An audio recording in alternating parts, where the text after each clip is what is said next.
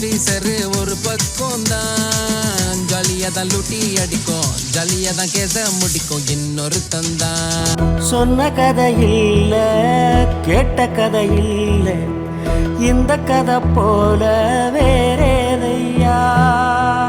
ஆயிரம் யானை பலம் அண்ணன் தம்பி சேர்ந்திருந்தா பாசத்தையும் ரோசத்தையும் பந்தி வைக்க முந்தோ.